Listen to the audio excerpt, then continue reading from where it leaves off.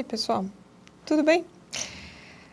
Hoje também a gente vai falar um pouquinho sobre as estratégias de leitura, que também tem a ver com esse nosso módulo 2 que está pensando em competência leitora.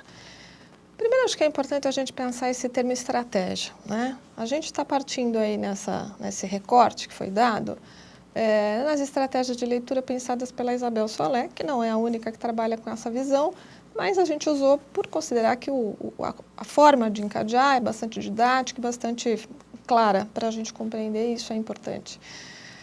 Então, não vamos ver estratégia de uma forma não tecnicista, acho que esse é um ponto bastante importante, quer dizer, vamos pensar isso como talvez algum modus aí de organização, de facilitação do nosso planejamento, quando nós formos pensar na questão da leitura, e de alguma maneira ela vai então sugerir aí 3 grandes momentos que nos parecem bastante interessantes e bastante relevantes para o ato leitor, seja ele qual for, né?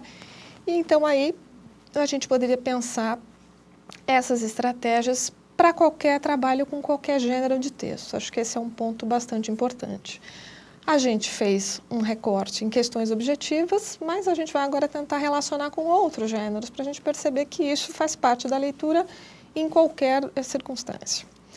Ela fala aí primeiro dessa pré-leitura, né, que é um acontecimento, um fenômeno bastante natural e que, se a gente for pensar do ponto de vista pedagógico, ao mesmo tempo que ele é natural, ele precisa ser programado, pensado, sequenciado, né?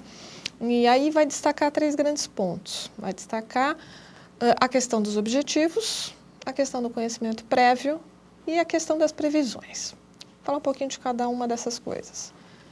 Quando ela fala em objetivo, acho que esse é um ponto importante que a gente precisa ter clareza do ponto de vista do professor que vai propor uma atividade ou vai organizar uma sequência, enfim, e também do ponto de vista do aluno leitor. Quando nós estamos ali fazendo leituras no dia a dia, a gente pode pensar, bom, eu vou pegar esse livro porque eu quero ler mais um livro do Harry Potter. Eu vou me informar sobre o trânsito, então eu vou olhar lá dentro da notícia do jornal, esse tipo de informação. Isso são objetivos. Quer dizer, então a gente se move na leitura por objetivo.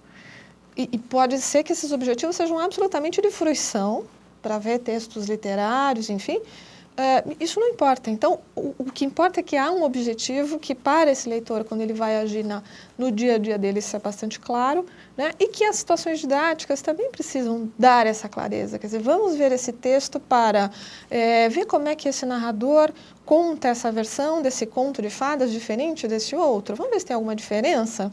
Vamos ver se esses fatos aqui, o nosso objetivo é ver se eles estão diferentes, né? Se uma versão está diferente da outra e por que elas estão diferentes. Por que será que essa crônica aqui foi escrita na perspectiva dessa personagem tal, né? Então, a gente ter alguma questão, acho que o objetivo tem a ver com um tema, com uma inquietação, um questionamento que a gente vai colocar e, a partir dele, a gente vai começar, então, a pensar essa leitura, né? Ele vai dar um direcionamento para ela. Quando a gente pensa no conhecimento prévio, é claro que isso também é fundamental. Nós estamos o tempo todo ativando os nossos conhecimentos prévios para fazer as leituras. Então, se a gente pensar num exemplo didático simples, né, que dialoga com os nossos cadernos, inclusive, receitas, né? O que vocês sabem sobre receitas? As receitas são todas iguais? Um vai falar, tem receita que é médica. O outro pode falar de receita culinária. E a gente vai destacando o que é a receita culinária, o que é receita médica. São parecidas? Por que tem o mesmo nome, será? O que elas têm em comum? O que elas têm de diferença? Tudo isso, então, vai trazendo um conhecimento prévio que ainda não está efetivado ali naquela leitura que vai acontecer naquela sequência, né? Mas que são elementos fundamentais para ver de onde a gente está partindo para a gente poder caminhar nesse fluxo de leitura que vai acontecer. Vamos pensar também nas previsões. Vamos pensar um gênero capa, né? Uma capa de livro, uma capa de revista, enfim. O que a gente vai encontrar ali? Que tipo de revista parece ser essa? Que tipo de livro é esse? Qual parece ser o leitor? Será que esse livro foi publicado faz tempo? Será que essa edição é nova? Que tipo de leitor, de alguma maneira, parece que ela, de alguma forma, sugere, né? Que tipo de história a gente tem ali? O que esse título indica? E esse título é essa pessoa que está na capa? Enfim, quaisquer relações que a gente possa estabelecer ali vão permitindo que a gente vá fazendo previsões, né? Se eu conheço o nome do autor, Posso pensar, puxa, que previsões eu tenho sabendo que é um autor, o texto é do Monteiro Lobato. Ah, a gente conhece Monteiro Lobato.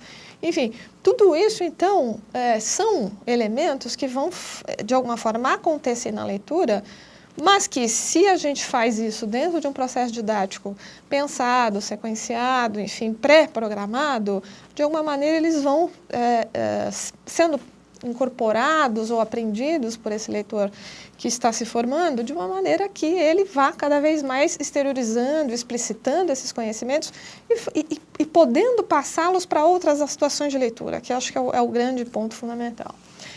Ela fala também lá do momento da leitura, né? E aí a gente tem um ponto fundamental que é pensar na leitura compartilhada, né?